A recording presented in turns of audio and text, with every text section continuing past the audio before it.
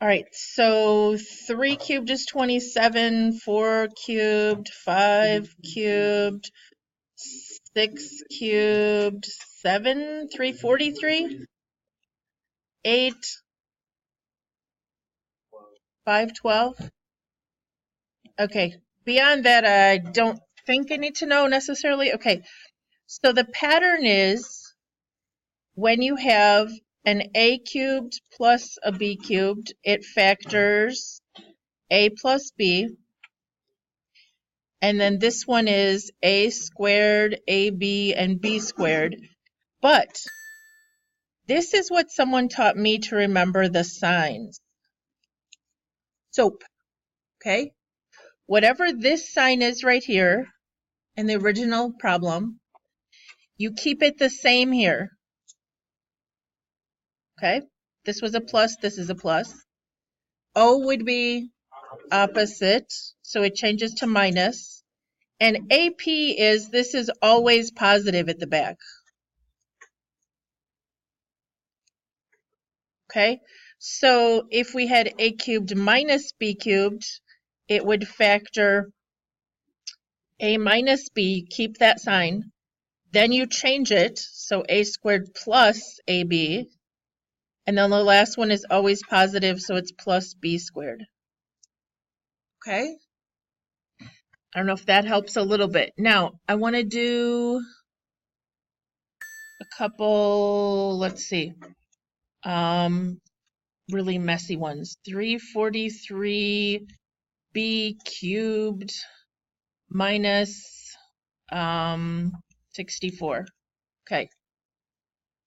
So what is the cubed root of 343? 7. What is the cubed root of b cubed? Okay. Cubed root of 64 is 4. And then I keep the sign, so this is a minus. Once I've written that first parenthesis, I don't look at this again. To get the second parenthesis, I use this one and I square it. Be careful, it's not 7b squared. 7b times 7b is 49b squared, right? Then the last one at the back is this one squared, so that's going to be 16. In the middle, it's a 7b times 4, which is going to be a 28b. And then remember this. So this one was minus, so that stays the same. This one up here was minus, sorry. So that stays the same here. Then it switches, and then this one is always positive. Better? Okay, you remember this from last year now? Do I need to do one more? Okay, so you have 8 questions in front of you. They're multiple choice. It's called a people puzzle. I think these are kind of fun because if you do the puzzle right, it answers some questions about a person. This one today is a human rights activist named John Prendergast. Prendergast, I said it wrong. Okay, so I'm going to pause the video for a second and let you work on this. Talk to somebody, see if you're getting the same answers. It's really not the same multiple choice as it is when you have to do it by hand, but it's good practice, okay? So the puzzle was pretty easy, but if we had 125a cubed, oh, what if I throw a b cubed in there? Minus 8d cubed. Could anybody try that one? What is the cubed root of that mess? That's going to go in the first parenthesis. This is an example. Good job. Okay. And the second parenthesis? 25. Good job. Good job. Good job. Good job.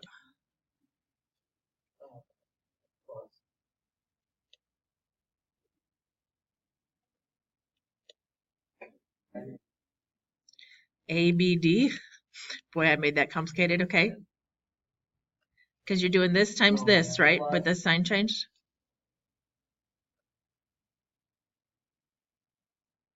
Now you're squaring 2D.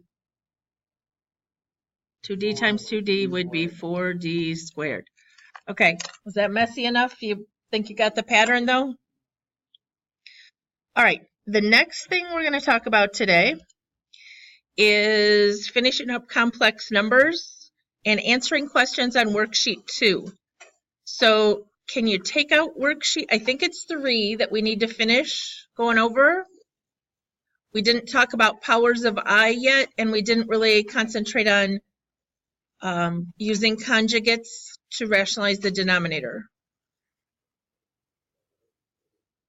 Worksheet 2, I just want to know, you're supposed to have done worksheet 2, the evens, right? But I want to know if you have questions or if we need to do odds for practice, okay? We'll get to that in a second. First of all, let's finish complex numbers. This is what I want to talk about real quick, just as a review. If it said x to the 6th, this is a warm-up question here, times x to the 4th, that would be what, guys? X to the 10th. Everybody okay with those rules? If it said x to the 3rd to the 4th, it would be what? Okay, everybody all right? Because this would mean x to the 3rd times itself 4 times, which would be 3, 6, 9, 12 of them, right? Everybody good? All right, so we're going to use this idea and the definition of I to solve some problems today. So we're going to talk about this, powers of I, and then rationalizing with using a conjugate, okay? We already did some of this. I'm going to skip this warm-up for now.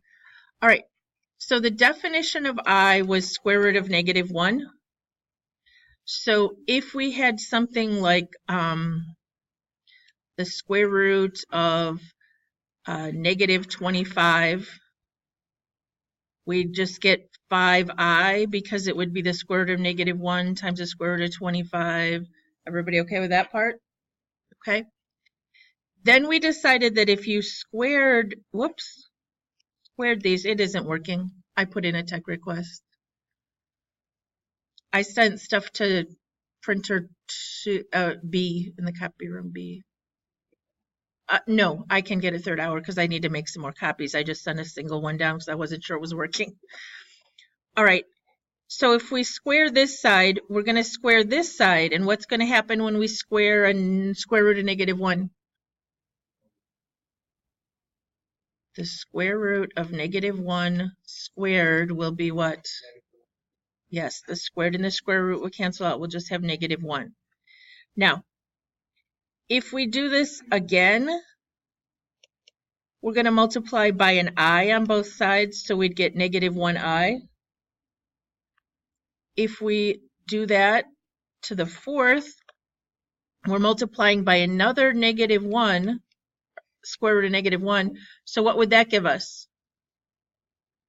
I squared times -1. And I squared is, told me up here it was -1, so we'd have -1 times -1, which is 1. All right, powers of I, those are the only 4 answers you can get. Okay, when you have any power of I, you could just end up with an I, you could end up with a +1, you could end up with a -I, or a -1. I did that in the wrong order if you're going to do them in order, but those are the only 4 possible answers, okay? Now, the book talks about when you have a power like this, crazy business, which your calculator won't do and which you can't use a graphing calculator for anyway, on the quiz, it talks about like dividing by 4 and seeing what your remainder is and all this kind of crazy business, okay? I'm not smart enough for that.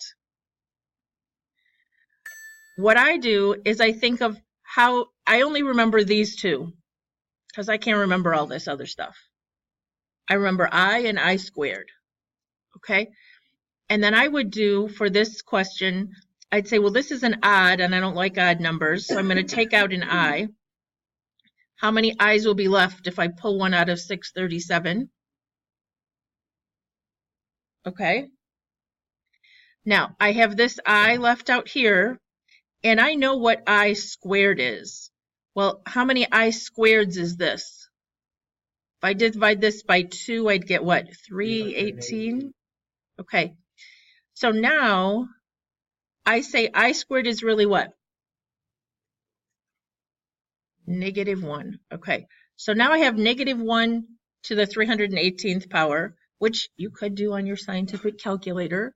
But what's -1 to an even power going to be? +1. And times this I out here. So I'm just going to get I. Okay. So we're going to practice this with a couple examples. They have I to the 53rd here. All right, that is an odd. So I'm going to poke an I out. Ha ha ha. Going to put one I out front, and that'll leave how many I's? 52, right? Okay. 52 is an even number if I divide it by 2, so I have an I squared. How many I squareds would I have? Okay. So I squared is really -1, yes, to the 26th power, which is +1, times that I we poked out just makes this one I. Okay.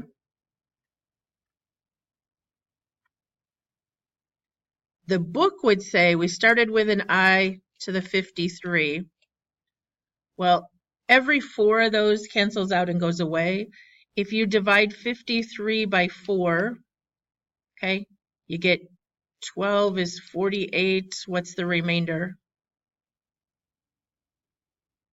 Well, you can do 13. Thank you. Is 52. So you have 1 is the remainder. So that's what's left is one I. Okay. My issue is if the remainder is 3, then I have to figure out what I to the 3rd is. And I only memorized I and I squared. So you can do it either way. All right. What does that say? Oh, that was a new example, wasn't it? Okay. Like, why is that there? Okay, this is an example I was going to do. But I'm going to first do this I to the 86th over here. I to the 86th is even, right? So I could just say it's an I squared how many times? It was an 86. I want to divide it by 2. Everybody good that 2 times 43 would be 86? And what is I squared? Okay, -1 to the 43rd power.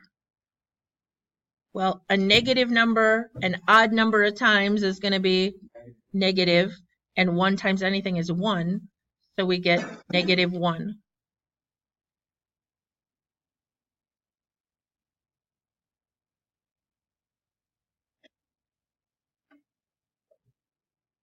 All right, so my question is, let's try 279. What do you want to do to 279? You want to divide it by 4? You want to try their method? Okay, if you take 279 and divide it by 4, let's see, you'd have 6 is 24, 39. Did I do that right? You'd have 36, you'd have remainder 3. Yes? Okay. So 66 of them, it went in 66 times, which is 1 to the 66th, so that's gone, because 1 to any power is 1. So there's 3 i's left over is what this means. It simplifies down to an I cubed. Do you know what an I cubed is? Yeah, because it's an I squared times another I, right? Which is -1I. All right, how many of you hate powers of I right now? All right, You may try a couple more. So somebody make up a high number.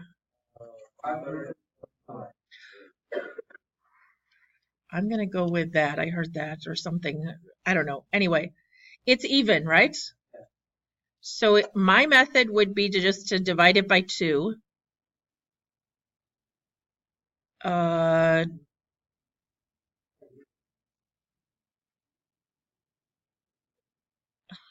Is it 292? Okay. And what's I squared? So a negative 1 to the 292nd power is positive 1. Okay. The trickier ones are the odd ones. If this is 301, I'm going to put 1 out there and leave 300, right? And that becomes what? I squared 150 times, and there's an I out here still. This is negative 1 to the 150, which is 1. So all I have left is 1 times I, which is I.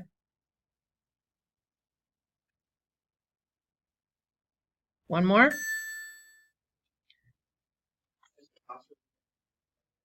Yes. Let's do 303 just to be easy. Because I would take 1 out and then I'd have 302, which is what? I squared 151 times, which is negative 1 to the 151. And what's a negative 1 to an odd power? So I'm going to have a negative 1 times that I out there, which is negative I. Better?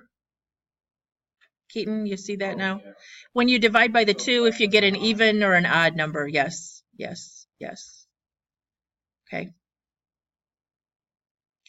Just like if I had had here I to the 202, it would have been I squared to the 101, which would have been negative 1 to the 101, which would have been negative 1 because it's odd power. Those are all 4 right there. Negative 1, positive I, or negative I. Okay? All right. I think I've kind of killed that for today. We can do some more examples tomorrow or something if you need to. All right. We did this question on Friday. Does anybody remember we talked a little bit about conjugates? When you multiplied 4 plus 5i times 4 minus 5i, remember you didn't end up with a I in the answer at all. Okay? So conjugates, it says up here, A plus BI and A minus BI are called complex conjugates. Just be real careful. The only thing that changes is the sign in the middle, right? On the B or on the I part. All right. So this example right here says 5 minus 3i is being divided by 1 minus 2i. I don't know why it's written like divide, but it's not on the quiz. It's written like this. What's wrong with this? Why isn't this a perfectly fine answer? Can't have an I in the denominator because it's really a radical and blah, blah, blah, blah, blah. Okay, so we have to get rid of the denominator's wrong. The numerator's not wrong. But in order to get rid of the denominator with an I, we have to do the conjugate. And whatever we do down here, we're going to multiply by 1 plus 2i. We have to multiply to the top because we can't change the kind of number it is. It's multiplying by a form of 1, right? All right. Now we have to do a lot of foiling. If you're really good at foiling here, 5 times, I'm doing the top, okay? 5 times 1 is 5. 5 times 2i is plus 10i. Negative 3i times 1 is negative 3i. And negative 3i times positive 2i, negative 6i squared. Okay. On the denominator, 1 times 1 is 1. 1 times positive 2i. Then I have a negative 2i times 1 and a negative 2i times 2i, which would be negative 4i squared. Now, what happens next? Yeah, the I squared, negative 6i squared will become what? Negative 6 times negative 1, or positive 6. And negative 4i squared is negative 4 times negative 1, or positive 4. All right, so what happens when I simplify the top? 11 plus 7i sounds right. And in the denominator, those disappear, right? 2i minus 2i. And I get 1 plus 4 is 5. Where did I lose you, Maura? Were you lost? I saw a confused look. Okay. This is okay with me. You're actually supposed to leave all your answers in A plus BI form, which would say 11/5 plus 7/5 I, where this is the real part and this is the imaginary part. But I'm okay with either one. All right.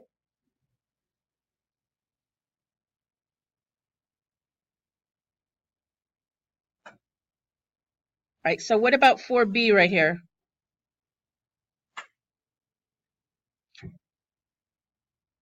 The conjugate would actually be negative 7i, right? And we can do that. I'm going to show you a trick, though. If we do that and distribute it to the top, what do we get?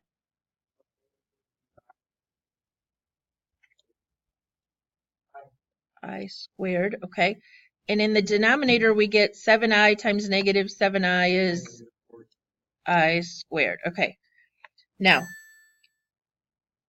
I squared is negative 1 times negative 35 is going to make this a positive 35, right? I squared is negative 1 times negative 49 is going to make that a positive 49. What do you notice? They all are divisible by 7. So if I separated this as a fraction, let's see, the real part is 35 over 49, right? The part that still has an I is a negative 14 over 49. So those would reduce by 7 to 5/7 minus 2/7 I. How did I do? Okay. The trick is you really only wanted to get rid of the I in the denominator, right? So you could have actually, back here at the original question, because the bottom was pure imaginary, it didn't have a real part to it, you could have just multiplied the top and bottom by I. You'd get 2i plus 5i squared, which would be a negative 5, all over 7i squared, which would be a negative 7. And that's equivalent to this, because you'd have a negative over negative is positive 5/7.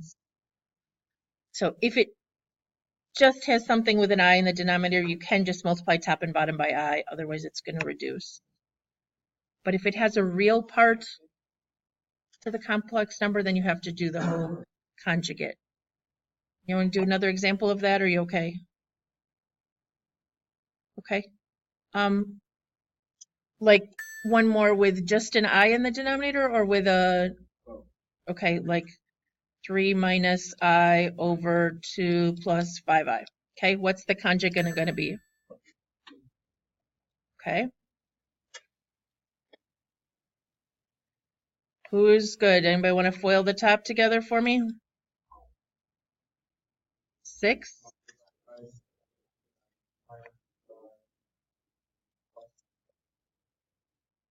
Plus, be careful,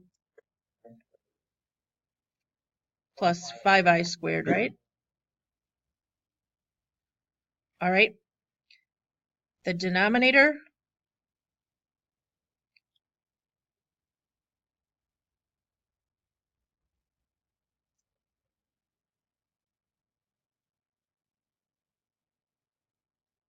okay.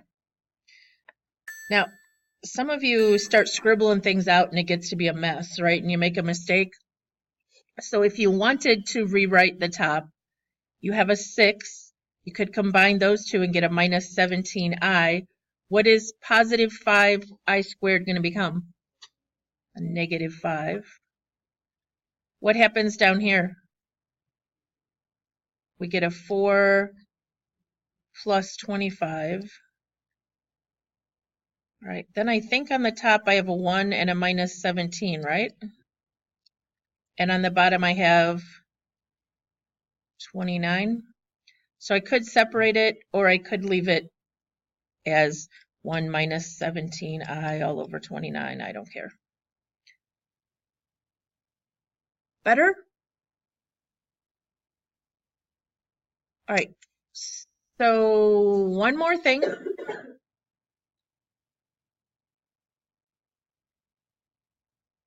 Everybody good? Oh, this one, it just says, here's an application. They actually use eyes in electrical engineering and work with electricity, the theoretical part of it anyway. They use the letter J instead of I, just because it's easier to not get confused with the look of it, I guess. But it says if you want the voltage, you take the current times the impedance. So for this question, all they want you to do is to find, well, I guess they call it E. I'm already messing you up. You would do the current times the impedance, and they use J. It's just the same definition, though. It's just I. So if I FOILed that together, okay,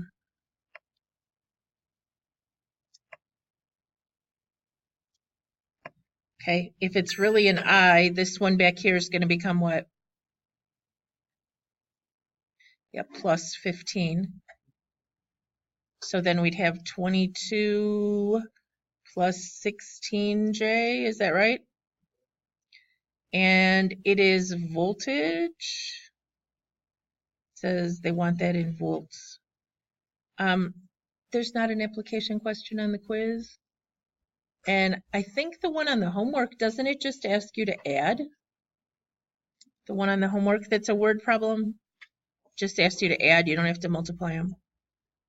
I thought I had something else in here though. Oh, this question. Here we go. This looks horrible. On your homework, this is in your notes. It says, given two complex numbers, the real part must equal the real part and the imaginary part must equal the imaginary part. So if you had 2a plus 5i equals 6 plus bi, what are a and b have to be? This is scary because there's 3 variables in there, right? But what's real on this side is a 6, and what's real on this side that doesn't have an I is a 2a. So if 2a has to equal 6, then a has to be 3. That's it. And the imaginary part is 5i, and the imaginary part on this side is bi. So if 5i equals bi, then 5 has to equal b.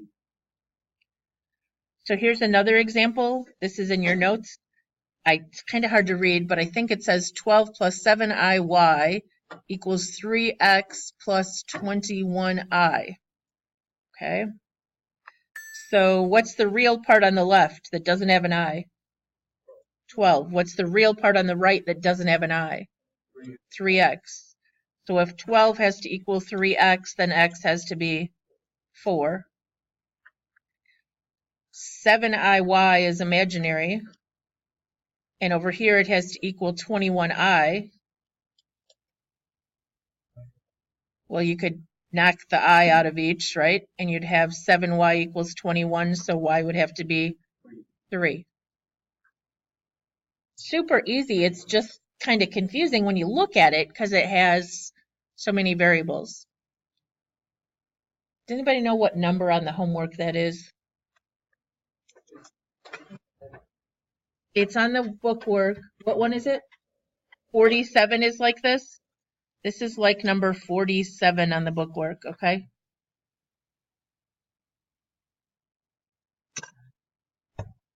Let the real part equal to the real part, the imaginary part equal to the imaginary part. Everybody okay? All right, before I start anything else new, do you have questions? I'm going to pause the video.